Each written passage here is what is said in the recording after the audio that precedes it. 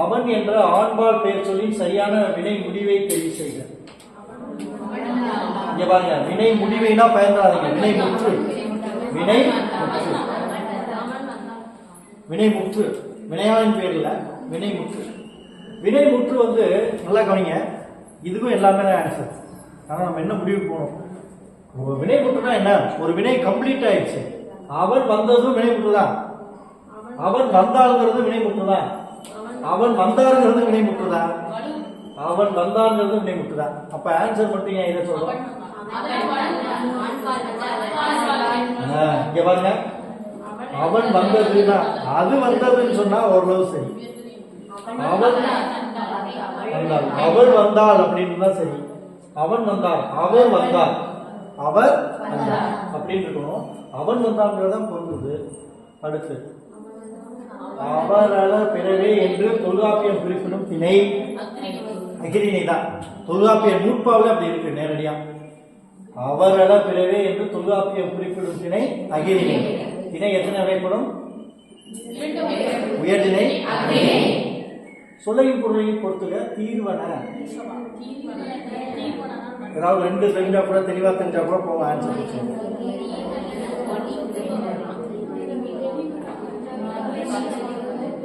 இதாவது தெரியும் இல்லையா? தெளிவுனா நற்காட்சி, ஓர்தல்னா நல்லறிவு, கூற்றவானா பிரிவுகளாக, தீர்வனா நீக்கோடு. இதுதான் சந்தேகமா இருக்குன்னா அந்த மூணு செட் ஆகுதான் பாருங்க. செட் ஆகுது. ஓகே. தொடர் வகை அறிந்து சரியான விடையை தேர்வு செய்ய. அப்துல் நேற்று வருவித்தான். இது வந்து செய்தியா பிரிவினைனா செய்தி. ஏன்னா மக்களுக்கெல்லாம் பொண்ணு பாருங்க செய்தி. இது வந்து செய்தி தொடரா? நான் அப்படி ஆன்சர் போவேனா? நான் எல்லாமே தெரிஞ்சுட்டு போகும் சொல்றேன். இதை ஏன் செய்தி தொடர்னு சொல்ல மாட்டேங்கிறீங்க? ஓ, வேண்டும் வரணுமா? அப்துல் நேற்று வருவித்தாங்கிறது செய்தி இல்லையா? வந்தான்னா செய்தியா? வந்தான்னா செய்தி தொடர். நீங்க பெரும்பாலும் செய்தி தொடர் எப்படி தெரியுமா கொடுப்பாங்க? 3 காலத்துக்கும் பொருந்த மாதிரி கொடுப்பாங்க. உலக உண்மையை கொடுப்பாங்க. இப்படி வச்சுட்டு செய்தின்னு கொடுத்துட மாட்டாங்க. சரியா? அவன் நேற்று வந்தான், அப்துல் நேற்று வந்தாங்கிறதெல்லாம் செய்தி தான். ஆனா அதை செய்தி ஆப்ஷனா வைக்க மாட்டாங்க எப்பவுமே. சூரியன் காலையில் உதிக்கும் அப்படிங்கிறது செய்தி, மாலையில் மறையும் அப்படிங்கிறது செய்தி. உலக உண்மை ஒரே ஒரு சம்பவம் தான் நடந்துச்சு, 3 காலத்துக்கும் பொருந்தும் அப்படிங்கிற மாதிரி தான் செய்தி வரும். இங்க பாக்குறோம் தன்வினை தொடரா. அப்துல் நேற்று வந்தாங்கிறது தான் தன்வினை. இங்க என்ன இருக்கு? வருவித்தான். வினா தொடரா? பொய்க்குமார் இருக்கா? இல்ல. அப்ப பிறவினை தொடர்கிறதா சரி. தேடு என்னும் வேர் சொல்லின் வினையச்சத்தை தேர்வு செய்க. தேடி, தேடி வந்தான், தேடி வந்தான். அப்ப இதுக்கப்புறம் வர்ற ஒரு சொல் வந்து வினை சொல்லாங்க. அடுத்து வேர் சொல்லில் இருந்து வினைமுற்று சொல்லை கண்டறி. கேள், வினைமுற்று கேட்டான், அவ்வளவுதான். சரி, இந்த ஆப்ஷன் வச்சு வேற ஒரு செய்தி சொல்றேன்னா, இந்த இடத்துல கேட்டான் இருக்கு, இங்க கேட்பான், கேட்கின்றான் அப்படின்னு இருக்கு வச்சுக்கோங்க. எது ஆன்சரு? இங்க பாருங்க, கேட்டான், கேட்பான், கேட்கின்றான். கேட்டான் எந்த அடிப்படையில்? அவ்வளவுதான். எது இறந்த காலம் பாருங்க, எது பாஸ்ட் டென்ஸ் பாருங்க, அதை ஆன்சர் ஆக முடியும். ஏன்னா இலக்கணத்துல 4 ஆப்ஷனுமே ஆன்சரா வரும். ஆனாலும் அதுல எது ஆன்சர் தான் பார்க்கணும். தனிந்தது வேர்ச்சொல். ஒருமைப்பன்மை அறிந்து சரியான தொடரை தேர்வு செய்க.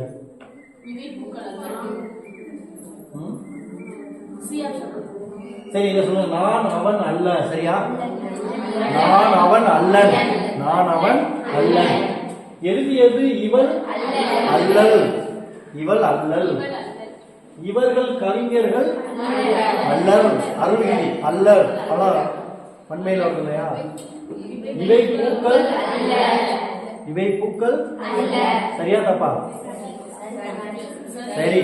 இவை பொது வழி அல்ல, இவை பொது வழி, இது பொது வழி. அவ்வளவுதான். புரியுது? இது பொது வழி அன்று, இவை பொது வழி அல்ல. சரியா? இதான் சரி. ஆனால் ஒரு காலேஜ் என்ட்ரன்ஸ்லேயே எழுதி கிடக்கு. கை என்பதன் பொருளை தெரியும். கைனா ஒரு உறுப்பு சரிதான், ஆனால் ஒழுக்கம் அப்படின்னு உண்டு. ஓரளவுக்கு ஒரு மொழியில் அதுக்கு பொருள் ஒழுக்கம். எதிர்ச்சொல்லை எடுத்துறது சேர்த்தல், நீக்குதல். சேர்த்தலுக்கு எதிர்ச்சொல். சரி, இப்ப இதையும் பார்க்கணுமே. தள்ளுதலுக்கு எதிர்ச்சொல் தள்ளுறது, இழுக்கிறது. அழித்தல், ஆற்றல். போக்குதல் சரிதான், இது செட் ஆகும், இது செட் ஆகும். போக்குதல் நல்லா கவனிங்க. சேர்த்தல் என்பதன் எதிர்ச்சொல் போக்குதலும் வரும். ஆனாலும் சேர்த்தல், நீக்குதல், போக்குதல் கிட்டத்தட்ட இந்த ரெண்டு ஆப்ஷனும் அடிச்சிருவோம், கேன்சல் பண்ணிடுவோம். இது ரெண்டு தான் போராட்டமா இருக்கும். சரியா? இங்க வாங்க. போக்கு, நீக்கு. நீக்கு போக்கு அப்படின்னு கேள்விப்பட்டது இல்லையா? நீக்கு போக்கு ரைமிங்கா சொல்லுவாங்க. நடு நடு உச்சிமா, நடு சென்றுமோ, நடு சென்றுமோ. தோறு கதவு அப்படிமோ, சால்ட்டு உப்பு அப்படிமோ. ஆமா ஆமா, நீக்கு போக்கு. நீக்குறதும் போக்குறதும் ஒண்ணுதான். நீக்கு போக்கு கிட்டத்தட்ட போக்குங்கிறத விட நீக்குதல் சரி அப்படிங்கிற உண்மையை நம்ம எடுத்துக்கணும். எங்கே, எதற்கு, எப்படி, எவை, என்ன ஆகிய சொற்களுக்கு பின் எவ்வகை நிறுத்தற்கு இடம்பெற வேண்டும். இவ்வளவு ஈஸியா எல்லா நேரத்திலும் கேட்க மாட்டாங்க. சரியா? எதற்கு, எங்கே, எப்படி, எவை எல்லாமே என்னது? வினாக்குறி. அப்படிதானே? சரி, இதுக்கு என்ன பேரு? ஓ, அடுத்த கொஸ்டின் அதானா? சரி, காற்புள்ளி. அப்ப இதுக்கு பேரு இதுக்கு பேரு காற்புள்ளி. அப்படிதானே? ஒற்றை மேற்கோள் குறி, இரட்டை மேற்கோள் குறி. இது ஆச்சரிய குறி, இது வினாக்குறி. இதெல்லாம் இருக்கு இல்லையா? அடுத்த கேள்வி என்ன சொல்றாங்க? அந்த கொஸ்டின், ஒரே எழுவாயில் பல தொடர்கள் வருகின்ற இடங்களில் எவ்வகை நிறுத்தற்குறி இட வேண்டும்? அரைப்புள்ளி. ஒரே எழுவாயில் பல தொடர், பல சொல்லு இல்ல. நல்லா கவனிங்க. ஏன்னா சொல்லு லிஸ்ட் பட்டியல் போட்டா கமா. கடைக்கு சென்று வாழைக்காய், தேங்காய், மிளகாய்க்காய், பணியாரம், தோசை, இட்லி இப்படிலாம் சொன்னா கமாதான். இப்படி சொன்னா என்னது? கமாதான். ஆனா ஒரு சென்டென்ஸே சொல்றோம். ஒரு எழுவாய்க்கு அப்புறம் ஒவ்வொரு சென்டென்ஸ் அப்படி பல சென்டென்ஸா போச்சு அப்படின்னா அது அரைப்புள்ளி தான் வைக்கணும். ஓகே. குற்ற முறையீட்டு மனுவை ஆங்கிலத்தில் எவ்வாறு அழைப்பர்? குற்ற முறையீடுனா கம்ப்ளைண்ட் பெட்டிஷன். அதே நேரத்தில் ரெக்வஸ்டிங் பெட்டிஷன்னா வேண்டுகோள் மனு. வேண்டுகோள் மனு. அதே நேரத்தில் ரிவ்யூ பெட்டிஷன் அப்படின்னா ரிவ்யூ பெட்டிஷன். ரிவ்யூ பெட்டிஷன் நினைவூட்டு மனு. ரிவ்யூ பெட்டிஷன் அப்படின்னா என்னது? நினைவூட்டு மனு. அதாவது ஒரு தடவை மனு கொடுத்துட்டோம், பதில் வரல, ஏற்கனவே கொடுத்த மனுவை வச்சு திரும்பி அவருக்கு நிறைய அனுபவம் இருக்குல்ல, டிஆர்ஓ கோர்ட்டு போய்க்கிற முடியலையா? ஒரு மனுவை கொடுத்துட்டு ஆகலைன்னா திரும்ப அதே மனுவை காட்டி மறுபடியும் அப்ளை பண்றது தான் ரிவ்யூ பெட்டிஷன், நினைவூட்டு மனு. இதை வந்து ரிமைண்டர் அப்படின்னு சொல்லுவாங்க. ரிமைண்டர், சரியா? ரிமைண்டர் அப்படின்னு சொல்லுவாங்க. காமன் பெட்டிஷன்னா பொது மனு. தார் சாலை வேணும், லைட் வசதி, அப்படி பொதுவாக சொல்றது பொது மனு. ஆங்கில சொல்லுக்கு நிகரான தமிழ் சொல்லை தேர்ந்தெடுத்து. டப்பிங், ஒலிச்சேர்க்கைனா சவுண்டு தான். Dubbing sound. ஆங்கில சொல்லுக்கு நேரான தமிழ் சொல் எக்ஸ்காவேஷன், அகழாய்வு. எக்ஸ்காவேஷன் அப்படின்னாக்க அகழாய்வு. இந்த சிற்பக்கலை, கல்வெட்டியல், சிற்பக்கலைக்கு என்ன? கல்ச்சர். இது கல்வெட்டியல் எபிகிராபி. பொறிப்பு இன்ஸ்கிரிப்ஷன். சரி, ஓரளவு கண்டுபிடிக்க முடியுதுல்ல. அதான் எக்ஸாவேஷன் அப்படின்னா அகழாய்வு. எக்ஸாவேஷன் இப்பதான் ஓரளவு நம்ம தமிழ்நாட்டில் அங்கங்க போயிட்டு இருக்கு. கீழடியில் நடக்கிற எக்ஸாவேஷன் மிகப்பெரிய அதிர்ச்சியை தருது அப்படின்னு சொல்றாங்க. ஏன்னா அந்த காலத்துல இப்ப 3000 வருஷம் சொல்லிக்கிறோம், 4500 வருஷத்துக்கு முன்னாடியே தங்கத்தை பயன்படுத்தியிருக்கான் தமிழன் அப்படிங்கிறதெல்லாம் இங்க வருது. பானை ஓட்டுல தெளிவான கீறல் எழுத்துக்கள் இருக்கு. சரியா? அப்ப இந்த அளவுக்கு கல்வி தமிழர்கள் மத்தியில் அப்பவே இருந்திருக்கு. இது வந்து சிந்து சமவெளி நாகரிகம் இருக்குல்ல, மொஹஞ்சதாரோ கரப்பா, அந்த எழுத்து முறையோட ஒட்டி இருக்கு. அப்படின்னா ஒருவேளை தமிழர்கள் இந்தியா முழுக்க வாழ்ந்திருக்க கூடும் அப்படிங்கிற கருதுகோளுக்கு வந்திருக்காங்க. சரியா? பொற்பனை கோட்டை என்ன கொஞ்சம் நோண்டிட்டு நிறைய கிடைச்சிருக்கும், அது பார்க்கலாம். அப்போ எக்ஸாவேஷன் அப்படின்னா அகழாய்வு. ஆங்கில சொல்லுக்கு பொருத்தமான மொழிபெயர்ப்பை தேர்ந்தெடு.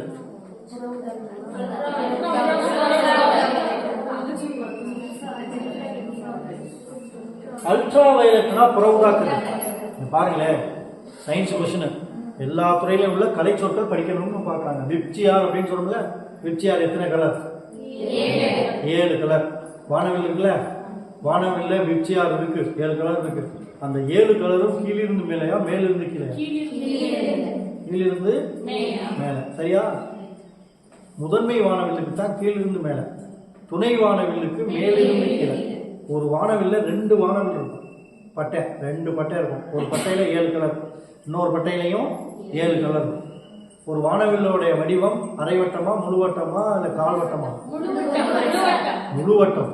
முழு வானவில்லை நம்ம பார்க்கலையேன்னா நீங்க வானூர்தியில பறந்துகிட்டு பார்க்கணும். சரியா? எப்பவுமே வானவில் எந்த திசையில வரும்? ஆமா, சூரியனுக்கு எதிர் திசையில வரும். எல்லா நேரத்திலையும் வருமா? லேசா பனித்தூரல் மாதிரி மழை இருக்கிற சிம்டம்ஸ் இருக்கும், பனித்தூரல் இருக்கும். ஏன்னா இது வந்து 2 நிகழ்ச்சி நடக்கணும். ஒன்னு ஒளி விலகல், இன்னொன்னு முழு வகை எதிரொலிப்பு. ஒளி விலகல், இன்னொன்னு முழு வகை எதிரொலிப்பு. இந்த நிகழ்ச்சியின் மூலமா 7 வண்ணமா அப்படி பிரிஞ்சு தெரியும். நம்ம எளிமையா முப்பட்டகம் இப்ப இருந்தா இப்ப 7 வண்ணத்தை நம்ம பார்க்கலாம். முப்பட்டகத்தின் வழியே ஒரு வெள்ளொளியை ஊடுருவ செய்தால் எத்தனை வண்ணம் கிடைக்கும்? 7 வண்ணம் கிடைக்கும். ஆமா, நம்ம பிசிக்ஸ் போயிட்டோம். ஓகே, ஏன் போனோம் அப்படின்னா அல்ட்ரா வயலட் அப்படின்னா புற ஊதா. அல்ட்ரா வயலட்னா என்ன? புற ஊதா. அப்ப அகச்சிவப்புனா இன்ஃப்ராரெட். அகச்சிவப்பு அப்படின்னா இன்ஃப்ராரெட். இங்க புறச்சிவப்பு இப்படிலாம் ஒண்ணு பெருசா இல்ல. சூரிய ஒளினா சன்ரைஸ், சன்ரே அப்படின்னு போயிடலாம், சன்லைட் போயிடலாம். கேவ் பெயிண்டிங்ஸ் என்னும் ஆங்கில சொல்லுக்கு புகை ஓவியம். CAVE கேவ் அப்படின்னாலே என்னது? ஆமா, புதர் ஓவியங்கள்லாம் ஒண்ணும் இல்லை, அப்படிலாம் ஒண்ணு. கேவ்னாலே புகை ஓவியங்கள். ஒற்றுப்பிழை ஏதோ 3 சரியா இருக்கு, 1 மட்டும் பிழையா இருக்கு.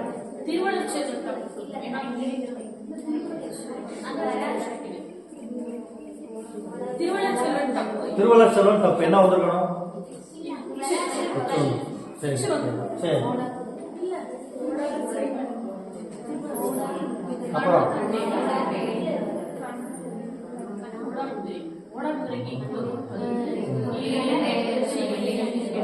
ஏதோ ஒண்ணுதான் ஒற்றுப்பிள்ளை இருக்கு.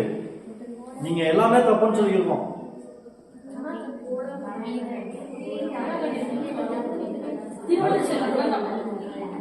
அப்படியா? அப்ப ஓடா குதிரை சரியா? ஈறுகட்ட எதிர்மறை பேரச்சிற்கு பின் கசகப மிகும் நம்ம தான் படிச்சிருக்கோம். ஈறுகட்ட புரியும். நம்ம கிளாஸ் உங்களுக்கு தான் பார்க்கல, பாப்பா விரிவா. ஈறுகட்ட எதிர்மறை பேரச்சத்திற்கு பின், ஈறுகட்ட எதிர்மறை பேரச்சத்திற்கு பின் கசகப மிகும். அப்படி பார்த்தா ஓடா குதிரைங்கிறது ஓடா குதிரை. கனா கண்டேன் சரி. குதிரை தாண்டியது வரக்கூடாது, வரல. ஏன் வரக்கூடாதா? குதிரையை தாண்டியதுனா தான் வரணும். 2ஆம் வேற்றுமை விரி வந்தா தான் வரணும். இது குதிரை தாண்டியது. நல்லா கவனிங்க, குதிரை தாண்டியதுன்னு வரக்கூடாது. குதிரையை தாண்டியது. ஒரு புலி வந்துச்சு, குதிரையை தாண்டிடுச்சுன்னா குதிரையை தாண்டிடுச்சு. ஏன்னா 2ஆம் வேற்றுமை விரி வந்தா இங்க கசதப மிகும்.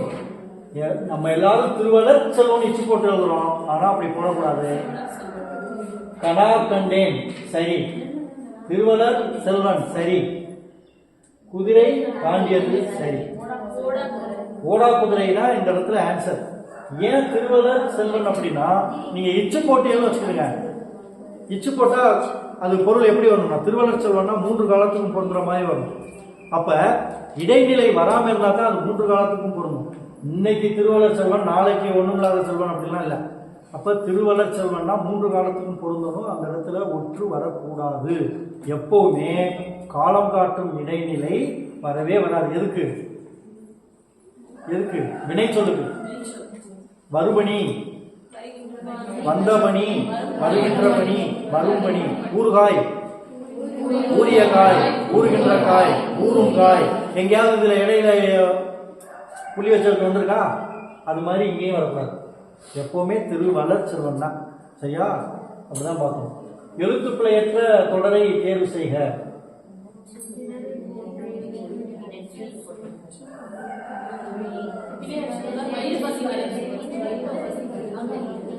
வயிறுக்கு என்ன ஏற்கனவே ஒரு வார்த்தை படிச்சோம், கும்பி.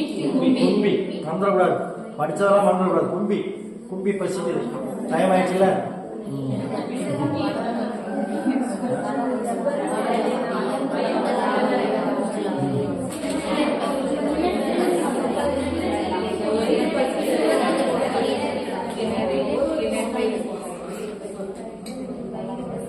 கிணறில் போட்டேன். சரியா? என்ன வந்திருக்கணும்? கிணற்றில் போட்டேன். பூமியை வலம் வருவேன். இதெல்லாம் வருமா? இந்தெல்லாம் வளமை, வளமை செழிப்பு அப்படிங்கிறதுக்கு தான் இது வரும். இடது வலது இருக்குல்ல, அந்த லகரம் வரணும். பூமியை வலம் வருவேன். வலதுபுறமா வருவேன், வலது சுத்தி வருவேன், வலதுபுறமா. இடதுபுறமா வருவேன், இடம் வலம் அது. அப்ப இந்த லகரம் தப்பு. சுவற்றில் வரைந்தேன். சுவற்றில் இல்ல, சுவரில். வயிறு பசிக்கிறது. சரி, அப்ப இதான் சரி. அடுத்து சரியான வினைச்சொல்லை தேர்வு செய்க. போ வினைச்சொல் வரைக்கும். அப்புறம் வினைச்சொல்லா? அப்ப ஓடுதல் வினைச்சொல் இல்லையா? முடிவுக்கு வாங்க. அப்போ போ அப்படிங்கிறது வேர்ச்சொல் இல்லையா?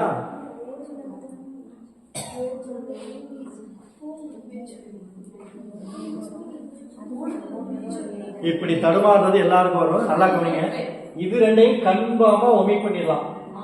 மா சரியான வினைச்சொல். மாங்கிறது ஒரு வினையே இல்லை. அதெல்லாம் மா. மா ஓரளவுக்கு ஒரு மில்லி எதை வேணும் குறிக்கட்டும். மா அப்படிங்கிறது மரமா இருக்கும். ஆனா இப்ப மா அப்படிங்கிறது மரம். மரம் தானே, மாமரம். அது வந்து வினை சொல்லான்னா இல்ல, ஒமிட் பண்ணுங்க. நன்மை அப்படிங்கிறது பெயர் சொல்லா வினை சொல்லா? ரெண்டுமே இல்ல, பண்பு பெயர். பண்பு பெயர். நன்மை தீமைங்கிறதெல்லாம் பண்பு. கருப்பு சிவப்புங்கிறதெல்லாம் பண்பு. உயரம் குட்டைங்கிறதெல்லாம் பண்பு. புரியுதாது? நல்லது கெட்டதெல்லாம் பண்பு. அப்ப நன்மையும் பண்பு. அப்ப இது ரெண்டையும் ஒமிட் பண்ணிடுறோம், தள்ளி வச்சிருங்க. நமக்கு இப்போ போராட்டம் வந்து 2 தான். 2 கடையில தான் போராடும். ஓடுதல், போ. ஆக்சுவலா ரெண்டுமே வினைதான். போ அப்படிங்கிறது போதலும் வினைதான். ஓடுதல், ஓடு அப்படிங்கிறதும் வினைதான். ஆனாலும் நல்லா கவனிங்க, இப்படி சுருக்க வடிவத்துக்கு வந்துருச்சுன்னா அது வந்து வேர்ச்சொல்னு தான் வச்சுக்கணும். வினையை குறிச்சாலும் அது வந்து வேர்ச்சொல். அந்த இடத்துல போங்கிறது வேர்ச்சொல். ஓடுதல் அப்படிங்கிறது தொழில் பெயர், இன்னொன்று வினைச்சொல். தொழில் பெயர்னு சொல்லலாம், வினைச்சொல்னு சொல்லலாம். ஆன்சர் வந்து என்னது? ஓடுதல். செயலை குறிக்கும் சொல் வினைச்சொல். செயலை குறிக்கிறது பெயரா இடையா உரியானா வினைச்சொல் தான். சரியா? அடுத்து பாருங்க. மரபு தொடருக்கு ஏற்ற பொருளை தேர்வு செய்க. பால், பால், தண்ணீர், பால் பருகு, தண்ணீர் குடி, சோறு,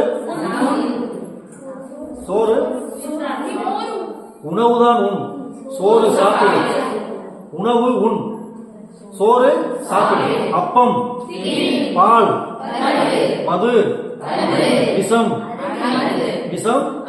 இப்ப தெரியுதா? மதுவும் விஷமும், மது அருந்து விஷம் அருந்து. அதே மாதிரி பால் பருகு, உணவு உண். ஓகே. மரபு தொடர், தொடரின் பொருளை தேர்வு செய்க. சேவல், சேவல், சேவல், கோழி, மைனா,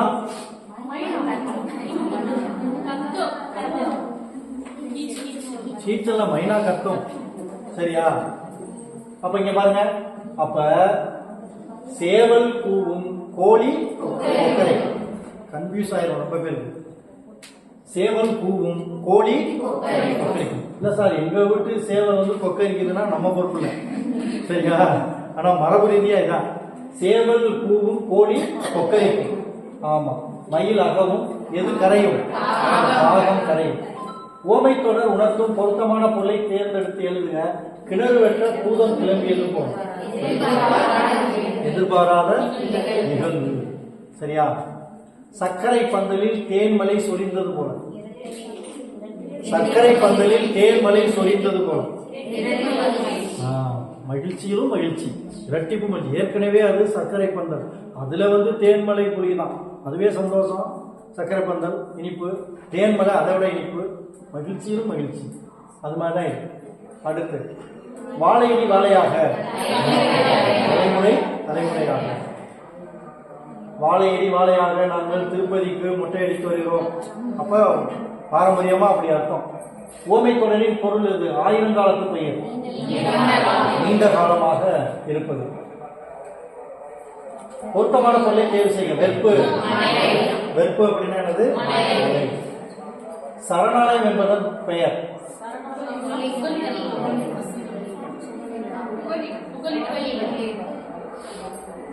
அப்ப ஈஸியா ரெண்டு விஷயத்தை ஒமிட் பண்ணிடலாம். வலசை போதல் இல்ல. வலசை போதல்ங்கிறது பறவைகள் இடம் விட்டு இடம் போடும். அதன் நோக்கம் என்ன?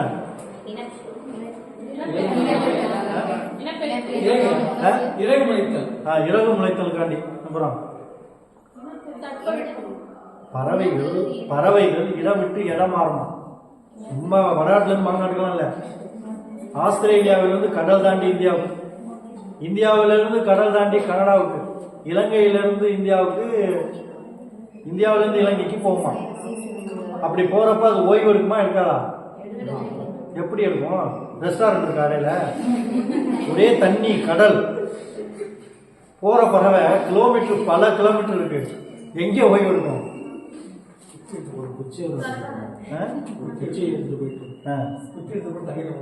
தண்ணியில போட்டு அதுல மிதந்துகிட்டே இருக்கலாம். இது அப்படி கூட இருக்கலாம், புதுசா என்ன தெரியாது. ஆனாலும் இங்க பாருங்க, ஒரு 10-20 பறவைகள் பறக்கிறப்ப அந்த ரெக்கை ஒன்னோட ஒன்று அப்படியே பின்னி பாராசூட் மாதிரி ரொம்ப உயரத்துக்கு போயிட்டு பாராசூட் மாதிரி அப்படியே கீழே வராது மேலே வராது அப்படி மிதந்துக்கிட்டே அப்படி இருக்குமா. இந்த மாதிரி அதெல்லாம் அவர் சொல்ற மாதிரி அங்கேருந்து கிளம்புறப்ப அந்த பறவைக்கு முடி இருக்குன்னு வச்சுக்கோங்க, இங்கே சேர்றப்ப எல்லா முடியும் கொட்டிடுமா. வித்தியாசமா இருக்குமா. அந்த மூக்கு மாறி இருக்கும். இதுதான் அந்த பறவையா அப்படிங்கிற அளவுக்கு இருக்கும். தோற்றமே மாறிடும் அப்படிங்கிறாங்க. சரியா? இதெல்லாம் ஆய்வு பண்ணி யார் சொன்னவர்? பறவை மனிதன் யாரு? சலிமணி. கேட்டாங்க, பறவை மனிதன் என்று அழைக்கப்படுபவர் நம்ம பாடப்புத்தகத்தில் இருக்கு. சரியா? அந்த பறவைகளை பற்றிய பல விஷயங்கள் இருக்கு. நம்ம அன்னைக்கு பார்க்க போறோம், 5ஆம் தேதி பார்க்க போறோம்.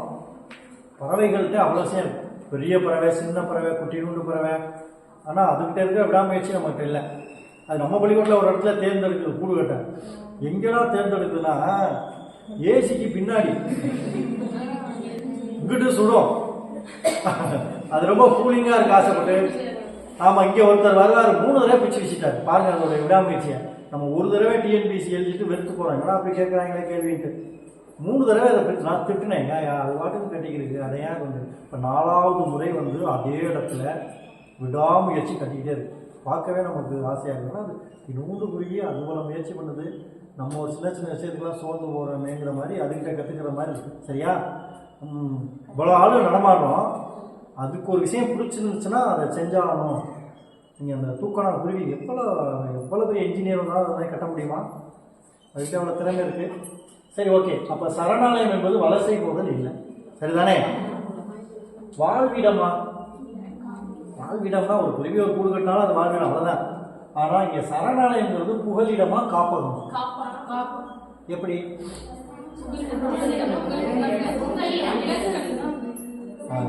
என்ன வித்தியாசம்னா இங்க பாருங்க, புகலிடம் அப்படிங்கிறது ஒரு ஏரியாவில் இயற்கையா இந்த விலங்கு அதிகமா இருக்கு அப்படின்னா அது புகலிடம்.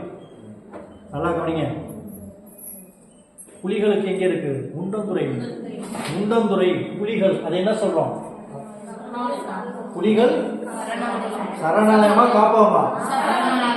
புலிகள் சரணாலயம், காப்பகம் இல்ல. காப்பகம்னா என்னன்னா கொண்டாந்து பிடிச்சி வச்சு ஒரு இடத்துல இது அழிந்து போகக்கூடிய உயிரினங்களா இருக்கு, இதை நம்ம இந்த இனத்தை காப்பாற்றணும் அப்படிங்கிறதுக்காண்டி கொண்டாந்து நம்ம கட்டுப்பாட்டில் வச்சு பராமரிச்சா அதுக்கு பேர் காப்பகம். அது இயற்கையாக காட்டில் அதிகமாக இருக்கு, அதுக்கு பாதுகாப்பாக நம்ம சூழ்நிலையை உருவாக்கணும் அப்படின்னா அதுக்கு பேர் புகலிடம். ரெண்டுக்கு வித்தியாசம் தெரியுதான் பாருங்க. புகலிடம்னா அது பாட்டுக்கு இருக்கு, பல்கி பெரிய அது பாட்டுக்கு இருக்கு. இப்போ திருவரங்குளம்லாம் ஒரே குரங்குகளின் புகலிடமா போச்சு. ஆமா, வண்டியை வந்து மறிச்சிருது. அந்த கவர்ல எது இருந்தாலும் எடுத்துக்கணும், அப்புறம் மிச்சம் தான் நமக்கு. குரங்கு கூட்டம் சேட்டை ஓவரா பண்ணுது. அப்ப ஒரு ஏரியாவில் ஒரு விலங்கு அதிகமா இருக்கு அப்படின்னா அதுக்கு பேர் புகலிடம். சரணாலயம் காப்பகம் ரெண்டு ஒண்ணு. சரணாலயம் காப்பகம் இப்படி இப்படிதான் பாருங்க. சரணடைகிறதுனா என்ன சொல்லுவோம்? வேற வழியே இல்லை, நான் உன்கிட்ட வந்து சரணடைகிறேன். சரணாலயம் சரணடைஞ்ச உயிரினங்களை பாதுகாக்கிறது தான் காப்பகம். புரியுதா? இது சரணடைஞ்ச உயிரினங்களை பாதுகாக்கிறது தான் எது? காப்பகம். இயல்பா ஒரு ஏரியாவில் ஒரு விலங்கோ பறவையோ இருக்கு, அது ஃபேமஸா இருக்கு, அதுக்கு தொந்தரவு இல்லாம வெடி வெடிக்க கூடாது, சில கட்டுப்பாடுகளை வச்சிருந்தோம்னா அதுக்கு பேரு புகலிடம். சரியான பொருளை அறியும். முரணும் அப்படியா?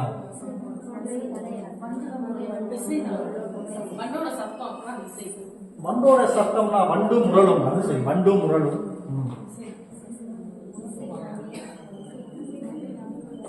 அப்ப முழங்கும்னா அதுவும் இசை தானே, முழங்கும் சத்தம் தானே, அதுவும் சத்தம் தானே, முழங்கும். மத யானையை விட்டுருங்க, மத யானை தொலையுது, அது நமக்கு ஆப்ஷன்ல எந்த இடத்துலையும் கை கொடுக்காது. இப்ப 3 தான். இப்ப நீங்க இசையை செலக்ட் பண்ணா அப்புறம் முழங்கும் இசை. வண்டு வந்து இசைக்குமா? இசைக்காது. அது மாதிரி வண்டு வந்து முழங்குமா?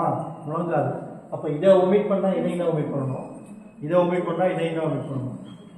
நம்மளுக்கு இது மாதிரி ட்ரிக்கான கொஸ்டின். முரளுதல், முரளும் அப்படின்னா கலைஞர். முரள அப்படின்னா இலக்கியத்துல முரளனா செழித்து வளர, அதாவது அது ஒரு கலை, ஆர்ட்ஸ். ஆர்ட் அப்படின்னு சொல்லல. முரள், முரள், முரள்னா மீன் ஒரு வகை இருக்கு, மீன். முரல்னு சொல்லுவோம்ல, முரள். அது மாதிரி மீனையும் குறிக்கும். முரள் என்பது கலையையும் குறிக்கும். Last question. இரு பொருள் தருக சொல். மொழி, நெல்.